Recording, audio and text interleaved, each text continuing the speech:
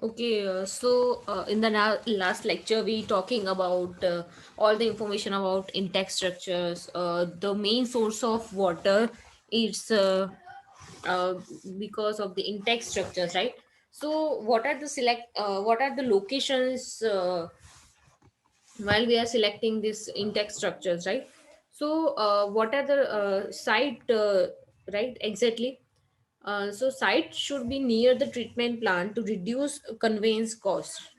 Right site જે બી આપણે choose કરીએ છીએ ઇન્ટેક સ્ટ્રક્ચર માટે એ એટલીસ્ટ ટ્રીટમેન્ટ પ્લાન્ટની નજીક હોવી જોઈએ કે જેથી આપણે એને પાણી જે કન્વેન્સ કરવાનું હોય છે એનો કોસ્ટ કેવો થઈ જાય છે ઓછો થઈ જાય છે નજીક હોય તો ઇઝી પડે ટ્રાન્સફર કરવામાં right?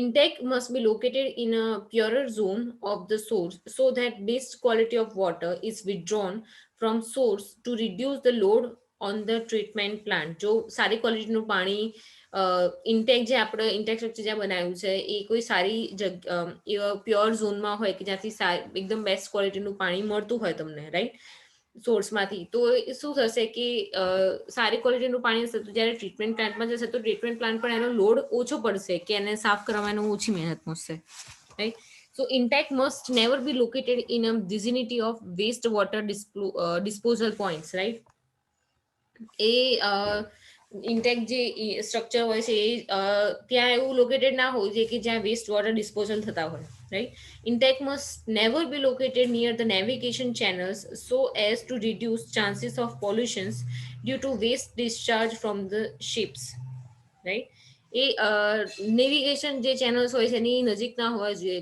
બીકોઝ ત્યાં જે ચાન્સ વધારે હોય છે કે જ્યાં વેસ્ટ ડિસ્ચાર્જ થતો હોય શિપમાંથી રાઈટ તો એ બીકોઝ ઓફ એના પોલ્યુશનના લીધે ચાન્સીસ રહે છે તો આપણે એવા એની નજીક હોવું ના જોઈએ લોકેટેડ એની નજીક નહીં કરવાનું write the site should be such as to permit greater withdrawal of water if required in the future. So these all are the selecting location of intact structures which in which the structure will be located and nearby that type of nearby area or which type of locations are not preferred, right? Okay, so we quickly again see this all point. First is site should be near the treatment plant. It must be located near the purer zone of sources. Must be located in the vicinity. Must never be located in vicinity of wastewater disposal. Never be located near the navigation channels, and it should be such that to permit greater withdrawal of water if required in the futures. So there are do's and don'ts, right? So next is index for collecting surfaces waters, right? So index for collecting surface waters is basically according to the position of intake. It classified into two types, right? First one is a submerged intake and second one is a exposed intake. So in submerged intake structures are those which are constructed entirely underwater, right? They are less expensive to construct but are difficult to maintain. Such intakes are commonly used to obtain water from the lakes. યાદ આવી ગયું કે basically જે submerge Intex structure હોય છે એ ક્યાં constructed હોય છે અંડર વોટર હોય છે બેઝિકલી અને એક્સપેન્સિવ ઓછા હોય છે કન્સ્ટ્રક્શન કરવામાં એનું એક્સપેન્સિવ ઓછી હોય છે પણ એને જ્યારે મેન્ટેન કરવાની વાત આવે ત્યારે એટલું જ ડિફિકલ્ટ બની જાય છે રાઈટ તો આવા ટાઈપના ઇન્ટેક્સ જનરલી ક્યાં યુઝ થતા હોય છે તો જ્યાં લેકમાંથી પાણી લેવાતું હોય છે બેઝિકલી ત્યાં આ સબમર્જ ઇન્ટેક્સ સ્ટ્રક્ચર્સ આપણે કન્સ્ટ્રક્ટ કરીએ છીએ.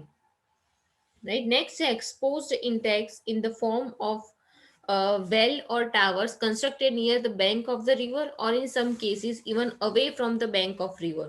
So they are more common due to as in operation and maintenance.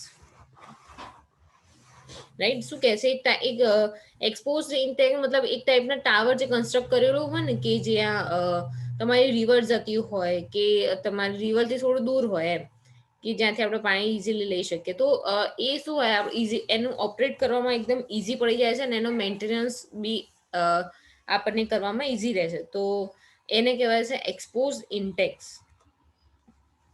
According to the presence of water in the tower, તમારું પાણી કેટલું છે ટાવરમાં એ જનરલી બે ટાઈપ્સમાં ડિવાઈડ થાય છે. First is a wet intake and second is dry intake, right? Now, what is a wet intake? Wet intake is that type of intake tower in which the water level is practically same as the water level of the source of supply.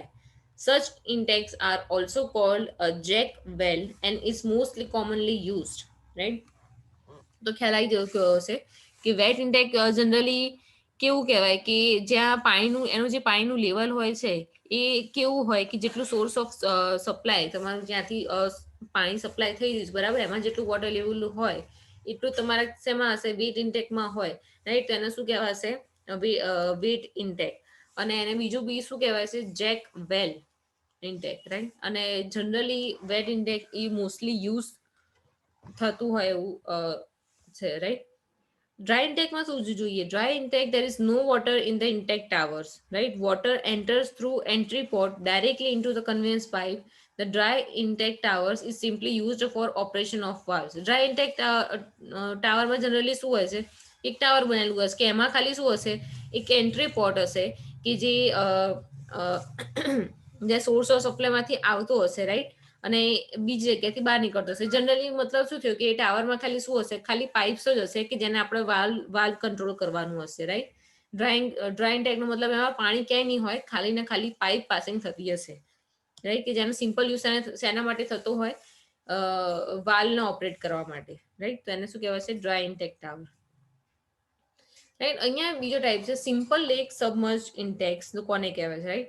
So it consists of a simple concrete block or rock filled timber crib supporting the starting end of the withdrawal pipe, right? So intake opening is generally covered by screen so as to prevent entry of debris, ice, etc. into the withdrawal conduct, right? So કહે છે કે ઇન્ટેકના ઓપનિંગમાં generally એ screen વડે cover કરેલું હશે. સ્ક્રીનનો મતલબ શું? આપણે જે નાની જે જાળી આવે છે ને સીવ્સ આવતી હોય એમાં કેવી અલગ અલગ ટાઈપની જાળી હોય છે એ એવી ટાઈપની સ્ક્રીન પ્રોવાઈડ કરેલી હોય છે કે જે શું કરે છે કે જે કચરો હોય છે, પથ્થર હોય છે, ડેબ્રિસ હોય છે, જે બરફ હોય છે એની એન્ટ્રીને અટકાવે છે. શેમાં જતા?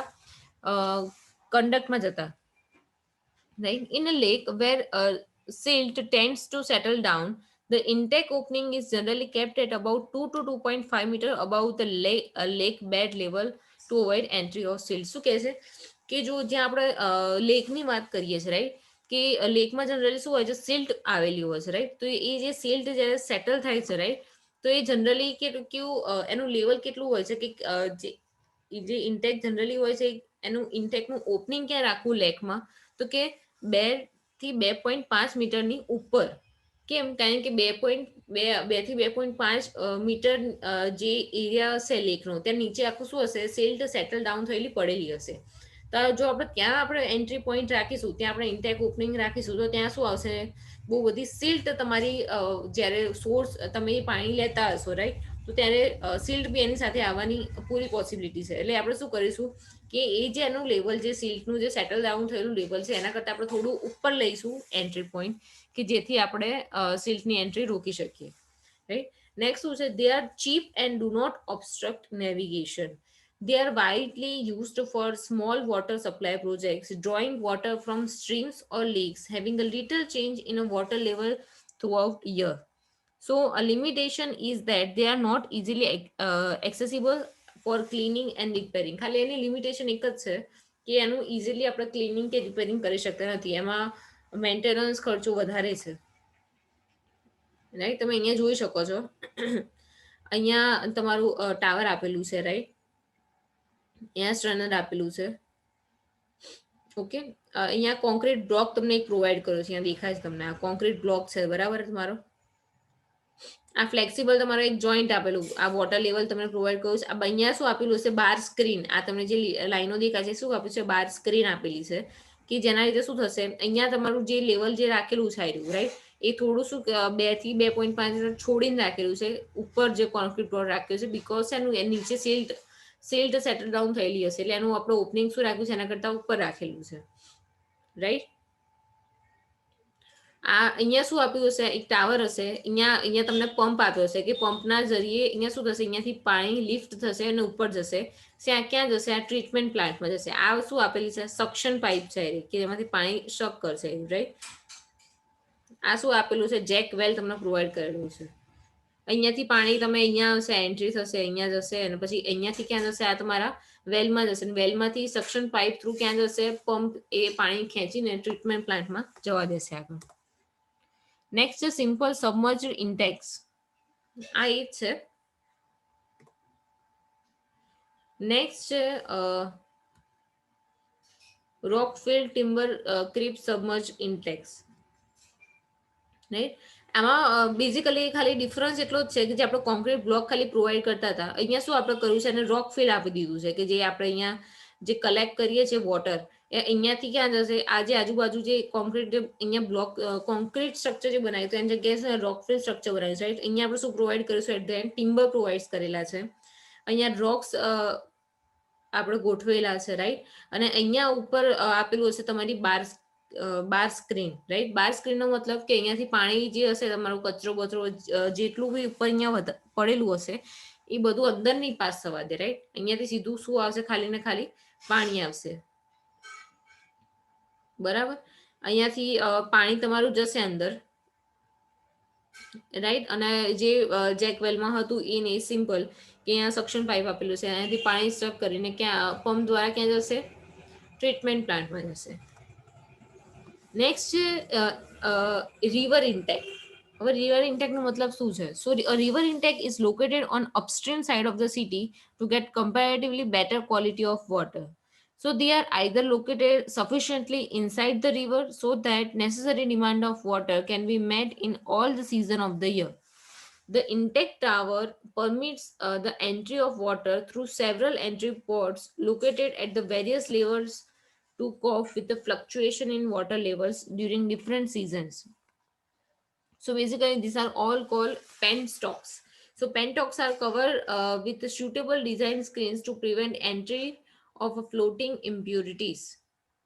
રાઈટ. રિવર ઇન્ટેકનો મતલબ શું કહે છે કે રિવર હોય, રિવર ઇન્ટેક ક્યાં લોકેટેડ કરેલું હશે? એકદમ upstream side of the city. સિટીમાં જ્યાં ઊંચી જગ્યા હોય ત્યાં લોકેટ કરેલું હશે કે જેનાથી શું થશે કે આપણે પાણીનો સપ્લાય કરવો હશે. બરાબર. તો એ જનરલી શું કરશે કે એ જે ઇન્ટેક ટાવર આપણે બનાવ્યું, રિવર ઇન્ટેક ટાવર, રાઈટ, એ જનરલી શું કરશે કે એમાંથી ઘણા બધા કનેક્શન્સ જતા હશે કે જે રેગ્યુલરલી આપણે વોટર સપ્લાય એના કરી શકીએ અલગ અલગ જગ્યાએ. તો એમાં આપણે કંઈ પંપની કે એની કોઈ જરૂર નહીં પડે. એ બેઝિકલી શું કરશે કે જેટલા ટાઈમ માટે આપણે પાણી અને પાણીનો વાલ્વ ચાલુ કરશો તો એ as a gravity upstream side પર આપેલું છે, એટલે એઝ અ ગ્રેવિટી એ બધી જગ્યાએ જ્યાં પાણી પહોંચાડવાનું છે ત્યાં ઇઝીલી એ પહોંચી જશે. અહીંયા શું કહે છે? પેનસ્ટોક્સ પ્રોવાઈડ કરેલા હોય છે. પેનસ્ટોક્સ શેનાથી કવર કરેલા હોય છે કે સ્ક્રીનથી કવર કરેલા હશે કે જેના લીધે શું થશે કે જે એન્ટ્રી જે ફ્લોટિંગ મટીરિયલ કે જે આમ તરતું જે ઇમ્પ્યોરિટીઝ હશે બધી શું થઈ જશે? રિમૂવ થઈ જશે. Right. So they are widely intake ટાવરની વાત કરીએ, so they are widely used on large water supply projects drawing water from rivers or reservoir having large change in the water levels. So gate control opening is called ports are provided at various levels in the concrete towers to regulate the flow. Right. If the entry ports are submerged at all the levels, there is no problem of any clogging or damage by ice and debris, etc. Right. So basically, intake tower has also two types: wet intake type and dry intake tower. Right. So here આપણે lecture અહીંયા રાખીએ છીએ આટલે સુધી intake tower સુધી. Next લેક્ચરમાં આપણે જોઈશું વેટ ઇન્ટેક ટાવર્સ અને ડ્રાય ઇન્ટેક ટાવર્સ એક્ઝેક્ટલી છે શું. રાઈટ. તો તમને જો આમાં કોઈ ના ખબર પડી હોય તો તમે મને પૂછી શકો છો.